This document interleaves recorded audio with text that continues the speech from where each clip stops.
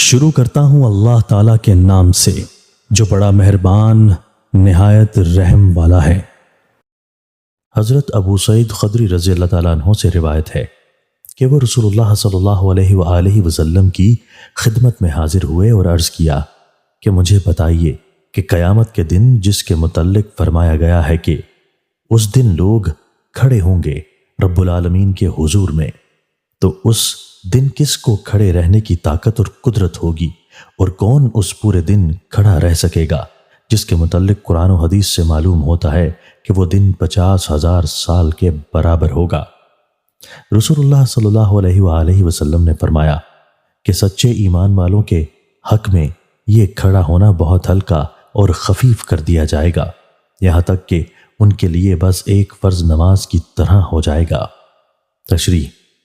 رسول اللہ صلی اللہ علیہ وآلہ وسلم نے اس حدیث میں ابو سعید خدری کو جو جواب دیا اس کا اشارہ قرآن میں موجود ہے۔ سورہ مدثر میں فرمایا گیا ہے کہ ترجمہ: تو جب سور پھونک دیا جائے گا تو وہ دن بڑا سخت ہوگا، ایمان نہ لانے والوں کے لیے آسان نہ ہوگا۔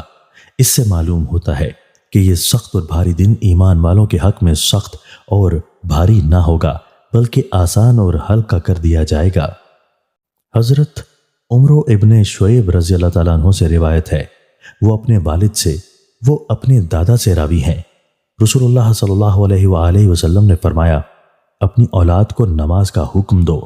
جب وہ 7 سال کے ہوں اور انہیں نماز پر مارو جب وہ 10 سال کے ہوں، اور علیحدگی کر دو ان کے درمیان خواب گاہوں میں۔ حضرت ابو ذر رضی اللہ تعالیٰ عنہ سے روایت ہے کہ نبی صلی اللہ علیہ وآلہ وسلم سردی کے موسم میں تشریف لے گئے۔ جب پتے جھڑ رہے تھے تو حضور نے ایک درخت کی 2 شاخیں پکڑ لیں، فرمایا کہ پتے جھڑنے لگے۔ راوی فرماتے ہیں کہ فرمایا، اے ابو ذر، میں نے کہا حضور حاضر ہوں۔ فرمایا کہ جب مسلمان بندہ اللہ کی رضا کے لیے نماز پڑھتا ہے تو اس کے گناہ ایسے ہی جھڑ جاتے ہیں جیسے پتے اس درخت سے جھڑ گئے۔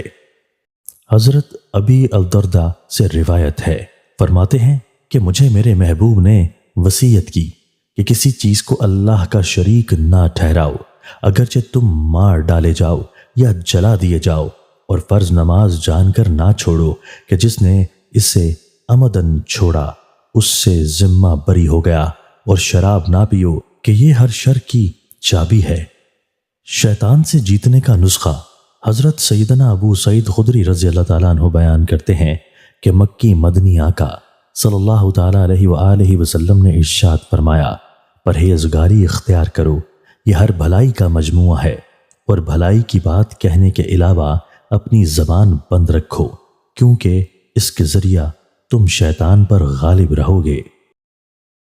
دوستو، اللہ تعالیٰ ہمیں ان احادیث مبارکہ پر عمل کرنے اور اپنی زندگیوں کو سنوارنے کی توفیق عطا فرمائے۔